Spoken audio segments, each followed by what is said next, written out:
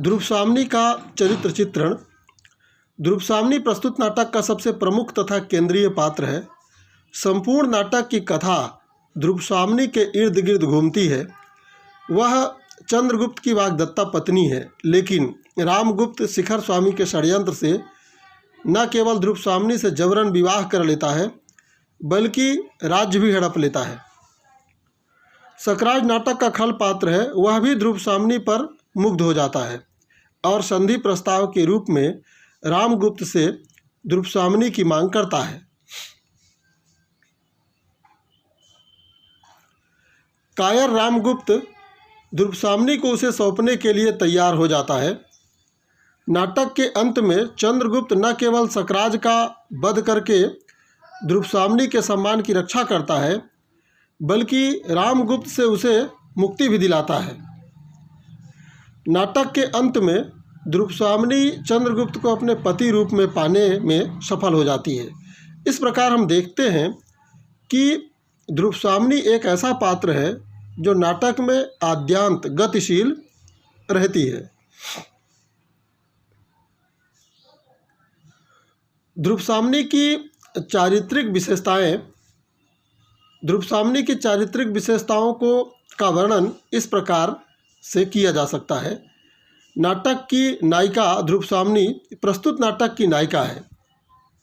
नाटक की संपूर्ण कथा ध्रुवसाम्नी के इर्द गिर्द ही घूमती है। वह चंद्रगुप्त से प्रेम करती है। वह चंद्रगुप्त की वाग्दत्ता पत्नी है। चंद्रगुप्त भी उससे प्रेम करता है और उससे शादी करना चाहता है, लेकिन चंद्रगुप्त का बड़ा भाई रामगुप्त भी उस पर मुग्ध हो जाता है और शिखर स्वामी के षड्यंत्र से उसे जबरन शादी कर लेता है और चंद्रगुप्त के राज्य को भी हड़प लेता है। सकराज भी ध्रुवसाम्नी के रूप सौंदर्य पर मंत्रमुग्ध हो जाता है। वह ध्रुवसाम्नी को पाने के लिए लालायित रहता है, यहाँ तक कि वह एक संधि प्रस्ताव रामगुप्त के पास भेजता है कि अगर रामगुप्त अपने राज तथा राज्यवासियों की रक्षा करना चाहता है तो वह ध्रुवसाम्नी को उसे सौंप दे।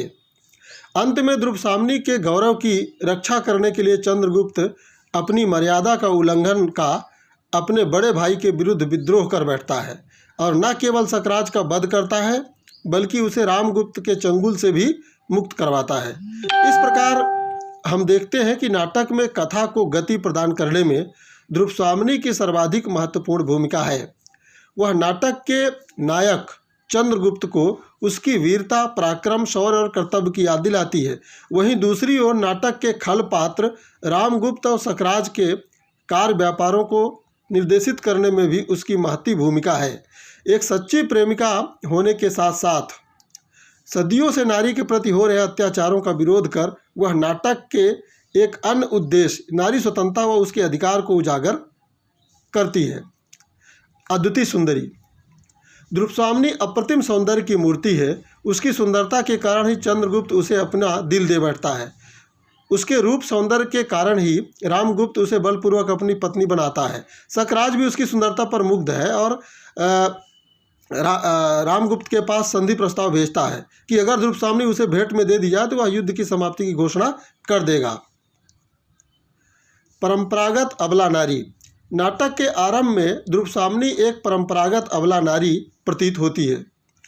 चंद्रगुप्त से प्रेम करने के बावजूद उसकी शादी जबरन रामगुप्त से कर दी जाती है।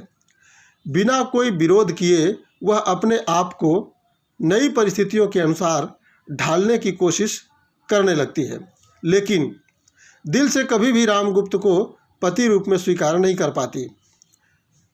लेकिन जब सकराज संधि प्रस्ताव के रूप में ध्रुवसाम्नी की मांग करता है और कायर रामगुप्त उस संधि प्रस्ताव को स्वीकार कर लेता है, तब ध्रुवसाम्नी और भेंट स्वरूप ध्रुवसाम्नी को देने के लिए तैयार हो जाता है, तो वह टूट जाती है और रामगुप्त के सामने अनुनय विनय करने लगती है। लेकिन जब रामगुप्त उसकी इस प्रार्थना को भी ठुकरा देता है तो वह विरोध पर उतर आती है। यहाँ भी उसकी कमजोरी ही प्रकट होती है जब वह स्वयं आत्महत्या करने के लिए तैयार हो जाती है। व्यवहारिक एवं बुद्धिमान द्रुपसाम्नी व्यवहारिक एवं बुद्धिमान है। रामगुप्त को पति रूप में स्वीकार करना भी उसकी व्यवहारिकता का ही एक परिचय है। नाटक के आरंभ में वह खड्गधारिणी स्त्री के समक्ष अपने हृदय की सभी बातों को नहीं बताती। वह अपने हृदय के भावों को किसी ढंग से छुपा कर रखती है।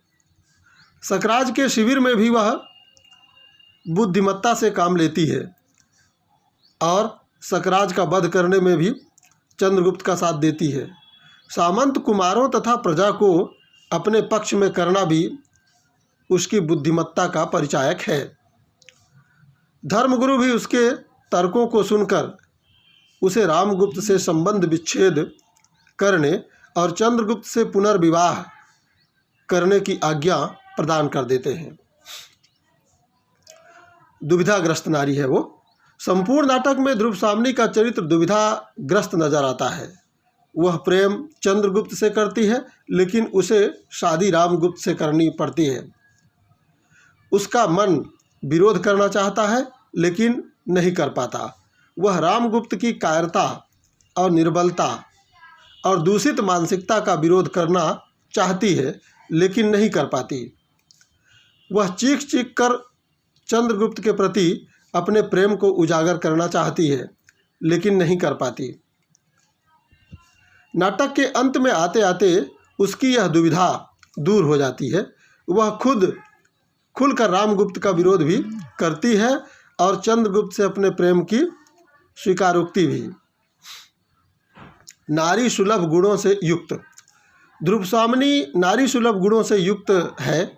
वह प्रेम, दया, क्षमा जैसे गुणों की साक्षात मूर्ति है।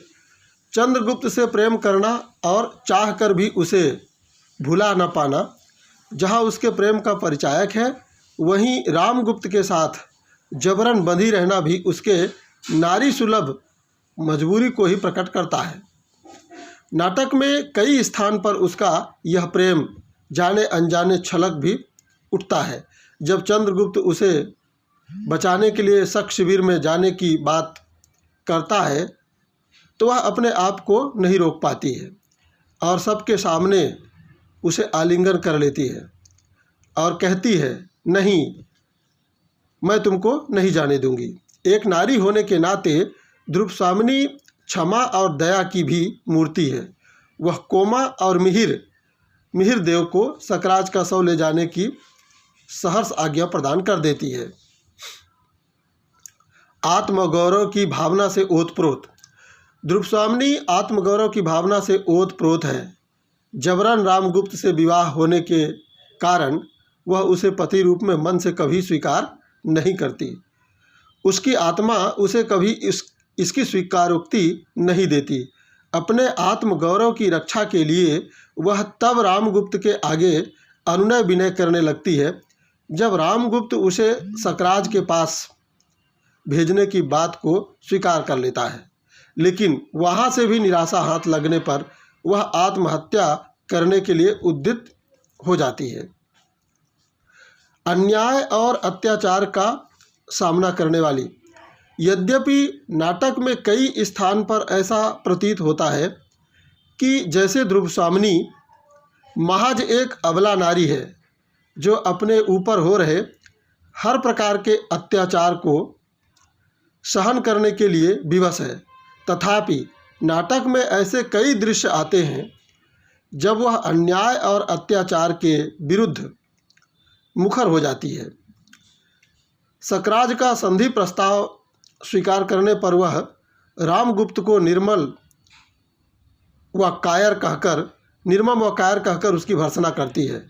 जब चंद्रगुप्त को बंदी बना लिया जाता है तो वह खुद चंद्रगुप्त से लौह श्रृंखलाओं को तोड़ने का आग्रह करती है। नारी की दुर्दशा के लिए वह भारतीय धर्मशास्त्रों को दोषी मानते हुए उन्हें नारी की दुर्दशा के लिए उत्तरदायी मानती है।